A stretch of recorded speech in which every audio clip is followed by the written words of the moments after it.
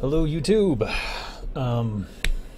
So this isn't a gaming video, so it's related to the game industry, and it involves the death of someone that I knew who was in the game industry. He was a game designer, he was a writer. I didn't have the best relationship with him. In fact, it was quite contentious at the end. But I lost track of him over the years, and then yesterday I found out he was dead. And so that just kind of got me thinking about death again. It's something I periodically think about, and I thought I would do this video and discuss basically who he was and what he did and how I knew him, and it's interesting. It's an interesting story. So Paul Robinson, he was a game designer and a writer. He'd been around the industry for quite a long time that I remember. There's some contention about some of the things he said about his life. He said that he was a Marine sniper, and some people doubted that for some reason. I never really knew, so I don't know. And he had a lot of very interesting stories, a very interesting life. Some of it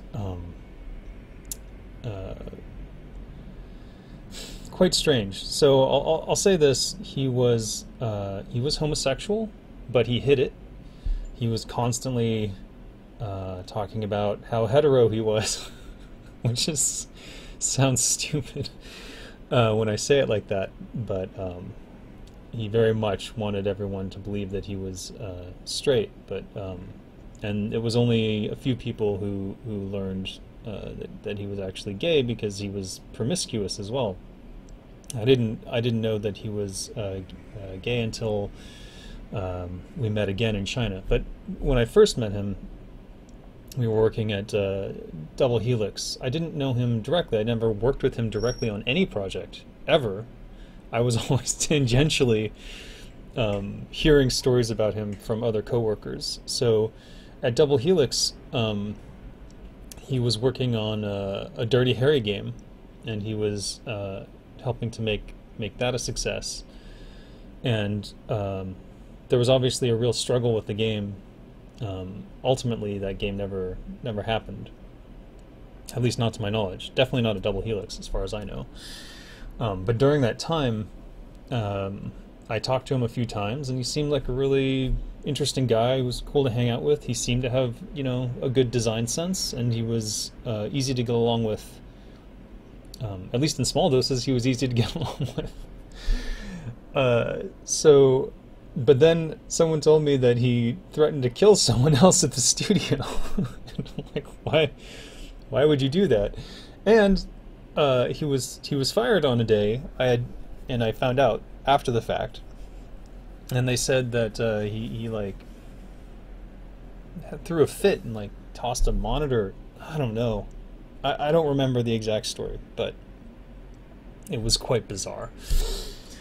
But since I didn't experience it firsthand, and this is just a personal thing, I took it at, there's always two sides to every story, and so I sort of took it with a grain of salt. Ah, sure, he flipped a desk, and he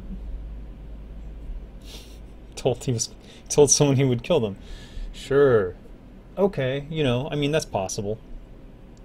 But I never put much stock into it. But a couple years later, I'm in China working at Ubisoft Shanghai, and they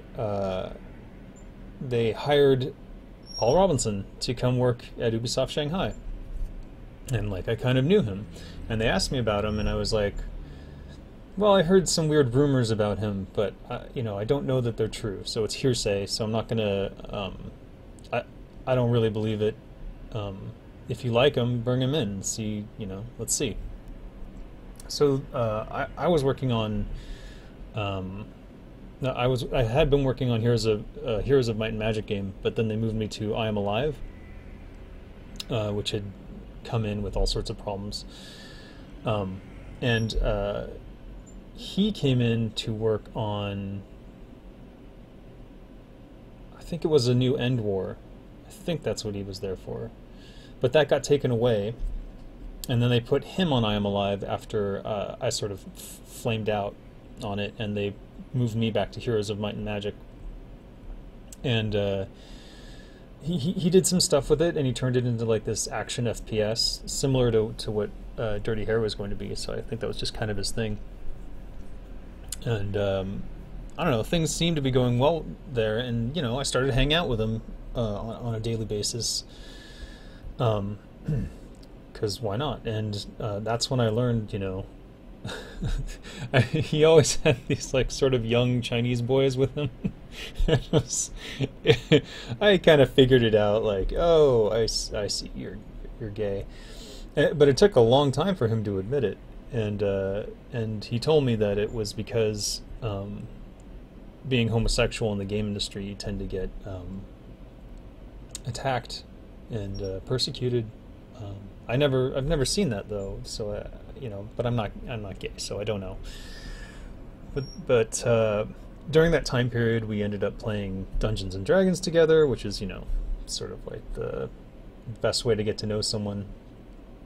And things were going pretty well, and then I think around that time they started screwing with me at the Ubisoft Shanghai, and I basically left out of frustration. And then he was still doing okay there for quite some time. Like he really got along well with the French, and he was enjoying his foie gras, as he called it, the liver, duck pate, and he did start having some problems at the studio, but he was determined to stay there. And during that time, his boyfriend from the United States came, and they had like a falling out, and he showed up at my apartment one day bleeding from the elbow, and they'd gotten into a fight, and I'm like, holy crap. Like, I mean, seriously bleeding, not like a scratch. It was like just blood down his arm. I'm like, Jesus. And it sort of came to my attention at that point that drama sort of surrounded him everywhere he went. I'm like, well, you know, you can stay here for a bit, but you know, can't live here, but you can stay here for a bit until you recover and figure out what to do. So like, he effectively excommunicated his boyfriend from the States by something to do with his visa. And after that, I only saw him with the young Chinese guy, and I guess that guy, no, in Poland he had a different guy. But we hung out all the time, we talked all the time, and during that time I moved to Spicy Horse, American McGee studio in Shanghai, and while I was there, Paul got let go from Ubisoft. For whatever reason. You never know with the French. You can be good one day and then fall out the next, and it's a very love-hate relationship with them. So he ended up coming to Spicy Horse to sort of work on stuff there. Or did he go first and then I followed? Memory. It's getting old. Either way, we both ended up working at Spicy Horse. And while I was there, it sort of came to my attention that he was holding up a lot of design. So I sort of investigated, and I'm like, I was asking him, hey, do you need help with the systems design for this game, or do you need help with the game design for that game? And, you know, let me know. I'll take the pressure off. But he was very adamant that I not get involved or help him in any way. And so things sort of came to a head because he wouldn't release any documents or designs, and he wouldn't let anyone else do it, even though there were capable designers there. So it was very frustrating, and it ended up that he got let go, and he decided that it was my fault that happened. So I was yeah, he didn't talk to me after that, which I was disappointed that happened. And then he didn't come to the Dungeons and Dragons game anymore. And then one day while I was playing, was it D&D? I think it was D&D with a group of friends. I got a phone call from him, and he basically said he was going to kill me, and he started flaming me and saying that I'd never work in the industry again, and just all this really hostile stuff. And that's when I knew that the original rumors I heard that he said he was going to kill another person over a Double Helix. Oh, it's true. And now I'm not saying this to try and paint him in a bad light. I actually really liked the guy when he was, being reasonable. He was down on his luck at the time, and he had decided that it was my fault that he had gotten let go from there. And so, what can you do? So I basically just called him names back, and that was that. And I never really heard from him again. I just heard about him moving to different studios and around the game industry. And it was interesting because there was always these rumors that all his backstories were lies, but he told them so consistently. But he when I think about it, like in all of my conversations with him, there was a lot of oddities that he would say things, and he did, he was pretending to be heterosexual, and he never confirmed that he had made a death threat to someone at Double Helix. But these things were true. So as far as his body of work, I can only speak to the one thing that I actually worked with him on, which was while I was at Double Helix and I was working on the Da Vinci Code, he helped me write some of the blams.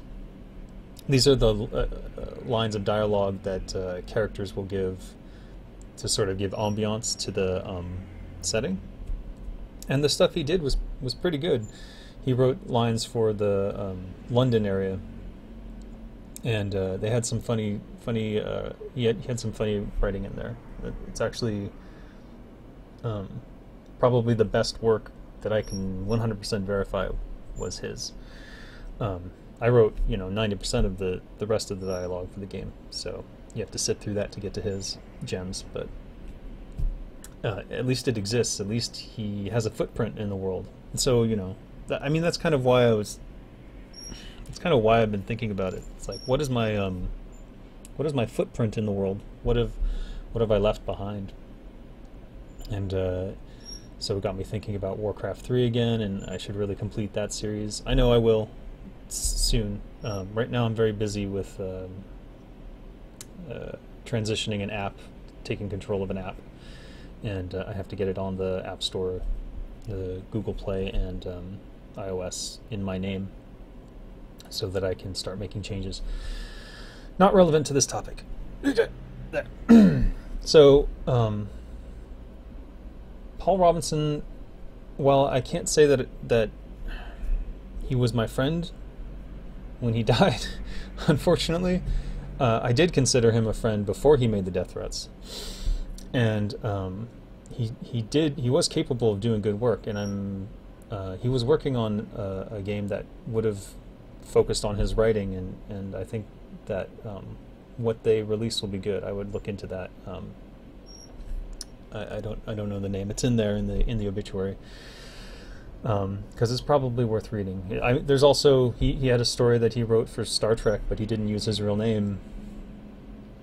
Maybe because the episode he did write for was really good. I'm gonna look that up, and I'll post a link to it below.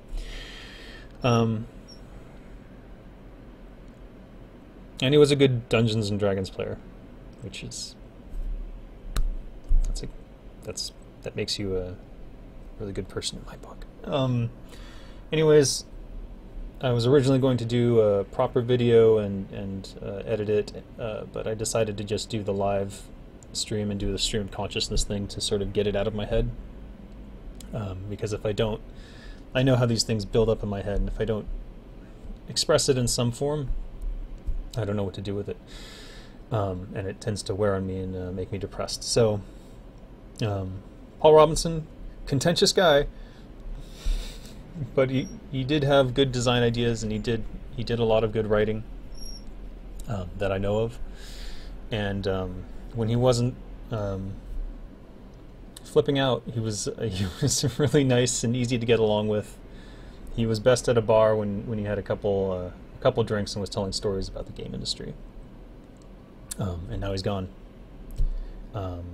Cancer again. Fuck cancer. What the?